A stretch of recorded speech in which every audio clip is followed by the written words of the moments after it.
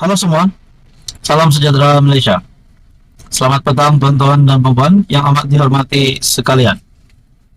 Hari ini ada satu isu yang sangat gempar, isu yang sangat panas. Seperti yang kita semua sudah tahu, pilihan raya negeri semakin hangat membara. Jendera Parti menyediakan senjata untuk berperang di medan pilihan raya negeri pada 12 Ogos nanti. Hari ini pula saudara-saudara, kita dikejutkan dengan satu laporan polis. Ini bukan satu perkara yang main-main, tetapi ini adalah satu perkara yang amat serius yang melibatkan Sultan Perak dan juga nama parti PAS. Satu artikel dari BH Online, pejabat Sultan Perak lapor polis video titah lama konon memihak PAS. Pejabat Sultan Perak membuat laporan polis berhubung satu video yang ditularkan mengenai sebahagian kecil titah diraja oleh Sultan Perak, Sultan Nazrin Muizuddin Shah, yang dilihat mengaitkan dan mengheret kedudukan baginda bagi tujuan politik kepartian.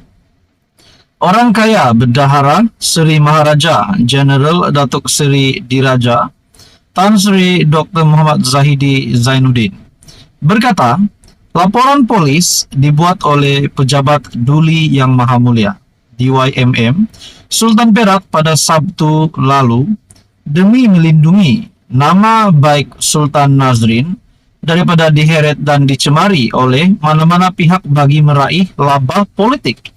Saudara-saudara, siapakah dalang yang coba melibatkan nama institusi diraja Sultan untuk mendapat kepentingan ataupun mendapat kelebihan undi? Sudah tentunya mahu undi lebih pada PRN akan datang. Akhirnya pejabat Sultan Perak pejabat Sultan Perak telah lapor polis video yang lama, video titah lama konon memihak kepada PAS. Kita tahu institusi diraja Sultan mahupun yang di Pertuan Agong tidak pernah akan ada kepentingan politik kepartian. Tidak kira PAS, UMNO, kerajaan hari ini yang dipimpin PHBN dan mana-mana parti di Malaysia. Jadi saudara-saudara, ini satu kelakuan yang tidak baik. Tidak kira dari pemimpin PAS ataupun siapa saja, mungkin penyokong PAS yang melakukan perkara ini sehinggakan orang kaya bendahara Seri Maharaja Jeneral Datuk Seri Diraja Tan Sri Dr. Muhammad Zahidi Zainuddin berkata, laporan polis dibuat oleh pejabat Duli Yang Maha Mulia DYMM Sultan Perak pada Sabtu lalu demi melindungi nama baik Sultan Nazrin. Dalam artikel ini, video berkenaan memuat naik sebahagian kecil titah Sultan Nazrin yang dizahirkan pada 19 Januari tahun 2013, yang mana baginda ketika itu memangku sebagai Raja Perak Darul Rizwan, menzahirkan titah di Majlis Wacana Perpaduan Ummah Anjuran Dewan Bahasa dan Pustaka DBP bertemakan Perpaduan Ummah, Harapan, Realiti dan Cabaran. Kata kenyataan itu, baginda menzahirkan analisis membabitkan dua parti terbesar Melayu yaitu UMNO dan PAS, yang juga dua kuasa politik Melayu dominan ketika itu, yang mana baginda tidak hanya menzahirkan kata-kata positif terhadap PAS yaitu pada tahun 2013, namun sebaliknya secara seimbang turut menzahirkan kupasan yang sama terhadap UMNO. Titah baginda mempunyai 7.500 patah perkataan dan mengambil masa 90 menit semasa dizahirkan. Bahagian yang memuji parti PAS hanyalah petikan pendek, begitu juga dengan pujian terhadap UMNO, dan untuk itu tidak timbul bahawa hanya memandang tinggi mengenai PAS. Malahan kandungan titah itu syarat menghuraikan sejarah kedua-dua parti Melayu itu dan demi kebaikan bangsa dan negara. Pentingnya untuk ummah mencari jalan menjalinkan persefahaman dan kerjasama meskipun memilih pendekatan politik yang berbeza.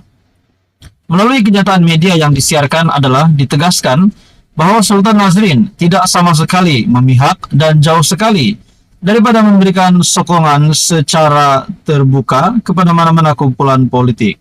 Perbuatan menularkan video yang berkaitan sangat tidak beretika, dan perbuatan seperti ini disifatkan tidak sopan kepada seorang raja pemerintah dan sudah mencemarkan nama baik takhta. Oleh itu, penularan video itu yang berkaitan wajib dihentikan. Nah, persoalannya siapa yang menularkan video ini? Yang ingin mendapat kepentingan politik. Di mana artikel ini mengesahkan Sultan Perak, pejabat Sultan Perak membuat laporan polis berhubung satu video yang ditularkan mengenai sebahagian kecil titah diraja oleh Sultan Perak, Sultan Nazrin Muizuddin Shah, yang dilihat mengaitkan dan mengheret kedudukan baginda bagi tujuan politik kepartian. Adakah di sini penyokong PAS ataupun siapa saja daripada PAS yang coba mengambil kesempatan di atas titah Sultan pada tahun 2013 yang lalu yang sudah lama berlalu, tapi hari ini pula diedit untuk mencari kepentingan parti PAS. Sudah pasti untuk PAS disebabkan kenyataan ini menyatakan video titah lama konon memihak kepada PAS. Saudara-saudara, apa komen Anda? Ini pasti satu isu yang panas dan pasti mengejutkan ramai. Teruskan bersama di dalam channel ini untuk info yang seterusnya. Mohon bantu channel ini dengan menekan butang like, share, dan subscribe. Halo semua, salam sejahtera Malaysia. Selamat datang ke channel Fels Lifestyle. Seperti yang kita tahu, 29 Julai penamaan calon, sudah pasti setiap jentera parti menyediakan untuk bertempur pada pilihan raya negeri pada 12 Ogos. Tak disangka pula saudara-saudara, tuan-tuan dan puan, terdapat satu kejadian yang mencemaskan ataupun satu situasi yang tidak diingini berlaku selepas penamaan calon pada 29 Julai, di mana dalam satu berita hari ini pada 31 Julai mengesahkan dari Malaysia Kini, polis tahan lelaki baling batu ke ibu pejabat PAS. Nah, bagi saya ini satu perkara ataupun situasi yang mencemaskan berlaku di ibu pejabat PAS.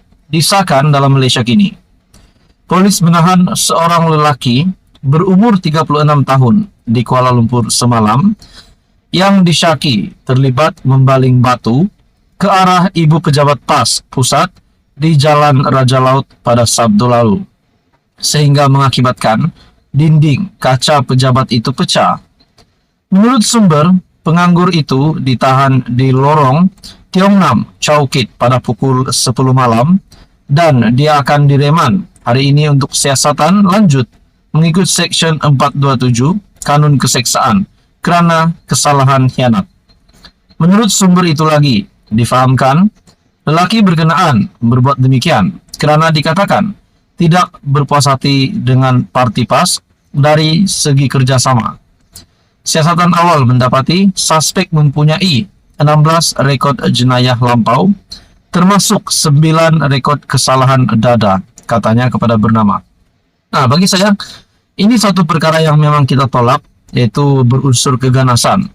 Tapi akhirnya saudara-saudara, berita buruk ini terpaksa juga diterima oleh Presiden PAS sendiri, Tan Sri Abdul Hadi Awang, di mana disahkan ibu pejabat PAS, kaca ibu pejabat PAS mengakibatkan dinding kaca pejabat itu pecah disebabkan seorang lelaki yang membaling batu ke arah ibu pejabat PAS pusat di Jalan Raja Laut pada Sabtu. Bagi saya ini satu berita buruk untuk diterima. Dalam artikel ini, caption daripada Parti Islam Se-Malaysia PAS Pusat melalui Facebook, berita sedih di awal pagi sebelum penamaan calon. Maafkan saya, perkara ini berlaku sebelum penamaan calon. Sebelum penamaan calon bagi PRU DUN, Dewan Undangan Negeri, berlaku insiden di Pejabat Agung Parti Islam Se-Malaysia PAS, Jalan Raja Laut. Alhamdulillah, tiada kemalangan jiwa yang berlaku. Laporan polis telah dibuat dan pegawai penyiasat sedang menjalankan tugas mereka. Kita doa agar urusan siasatan oleh pihak berkuasa dapat berjalan lancar. Jadi saudara-saudara, Sabtu lalu juga PAS membuat laporan polis selepas dinding kaca di Ibu Pejabat PAS Pusat dibaling dengan batu oleh seorang lelaki. Apa komen Anda? Terus kami sama di dalam channel ini untuk info yang seterusnya.